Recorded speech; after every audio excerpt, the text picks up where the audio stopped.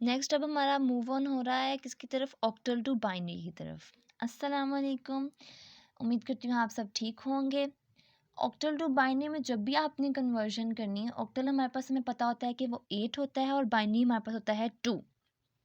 ठीक है, आपको ये वाला टेबल बनाना पड़ेगा 4 2 1 का टेबल।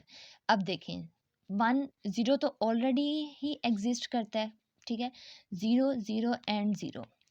ठीक है, अब हमने क्या बनाना है, हमने 1 बनाना है। ठीक है, यहाँ 0 यहाँ 0 एंड यहाँ 1। ठीक है, अब हमने बनाना है 2, ऑलरेडी एग्जिस्ट करता है, बाकियों पे 0 लगाएं, मूव ऑन करें। 1 and 0, 1 0 0, 1 1 and 0, 1 1 and 0, 1 1 and 1। I guess आपको इस चीज़ की समझ आ गई होगी। 4 to 1 का टेबल जब भी आपने ऑक्टल से बाइनरी में कन्वर्जन करनी है, आपने 4 to 1 का टेबल बनाना है। अब काफ़ी स्टूडेंट्स का यहाँ पे क्वेश्चन ही राइज होना चाहिए कि 4 to 1 का टेबल ही क्यों बनाएंगे हम।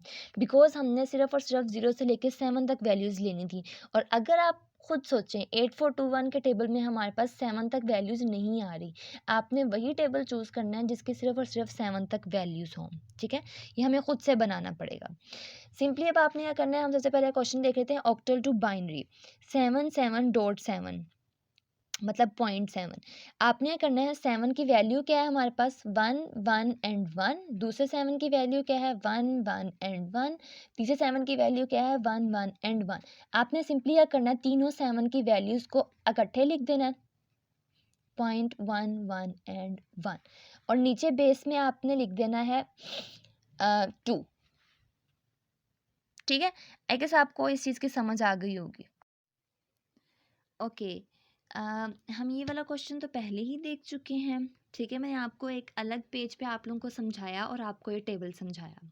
ठीक है, अब हम जाते हैं ऑक्टल टू हेक्सा की तरफ। ठीक है, सबसे पहले आपको ये पता होना चाहिए ऑक्टल क्या है 8, बट हेक्सा क्या है 16 नंबर्स। ठीक है, कितने नंबर्स होते हैं, 16 नंबर्स होते हैं। तो जाहिर सी बात है आपने क्या करना है, ये सेम यही टेबल से आपने वैल्यूज़ लेनी है, ले ली। उसके बाद आपने क्या करना है, सबको लिखना है, लिख दिया। लिखने के बाद आपने क्या करना है, जस्ट आपने जीरोस कंप्लीट करने हैं, वो बेशक लेफ्ट पे हों वो बेशक राइट पे हों, आपने सिर्फ जीरोस कंप्लीट करने हैं। और एंड पे उसकी जो है ना आंसर कहाँ से निकालना, जो हेक्सा में होगा। मतलब आपने देखना है 0011 आपकी हेक्सा में क्या लाया करता है, मतलब उसकी हेक्सा में क्या वैल्यू है। मैं आपको दिखा देती हूँ। 00 क्या हमने देखना है, 0011 0011 3 आपकी वैल्यू है। और सेम हमारा यही, ये देख लें 0011 हमारी 3 की वैल्यू है, मैंने 3 यहाँ लिख दिया। 111 आप सबको याद होना चाहिए 15 की वैल्यू थी, आप एफ लिखें या 15 लिखें, टीचर गलत नहीं करेंगे आपकी। उसके बाद आपने क्या देखना है, 1110, और ये किसकी वैल्यू थी, ई की वैल्यू थी। और हमने सिंपली यहाँ ये लिख दिया, किस में कन्वर्जन करनी थी, एग्जाम में, और हमने यहाँ पे उसकी बेस लिख दी।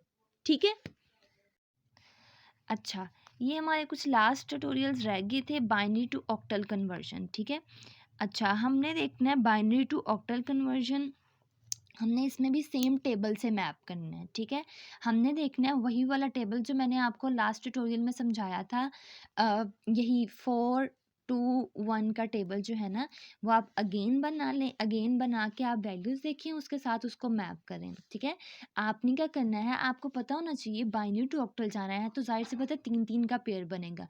अब हर बच्चे का क्वेश्चन होगा, मैम 3 3 का पेयर्स क्यों बनाना है, बिकॉज बेटा हम ऑक्टल में कन्वर्जन कर रहे हैं और ऑक्टल हमारा 8 नंबर पे बेस करता है। ठीक है, तो हमने कॉम्बिनेशंस बना लिए। अगर किसी का कॉम्बिनेशन पूरा नहीं होता, उसके लेफ्ट साइड पे जीरोस कंप्लीट कर दें। उसके बाद क्या है, आप सिंपली उसमें देखें वैल्यू में, मतलब टेबल में देखें उसकी वैल्यू और सिंपली इसको यहाँ पे लिख दें। ठीक है, नेक्स्ट हम मूव ऑन करते हैं बाइनरी टू हेक्सा। ये हमारा लास्ट टॉपिक है, binary to hexa and binary to octal. Octal की आप लोगों को समझ आ गई होगी। और हेक्सा में क्या करना है, आपने हेक्सा में आपने हेक्सा वाले टेबल में देखना है जो 8421 का टेबल था। ऑक्टल का टेबल 421 का एंड हेक्सा का टेबल 8421 का। ठीक है, आपने ये करना है सेम, इसके जीरोस कंप्लीट करने हैं। जीरोस कंप्लीट करने के बाद आपने ये देख लें, आपने टेबल से वैल्यूज़ मैप की हैं।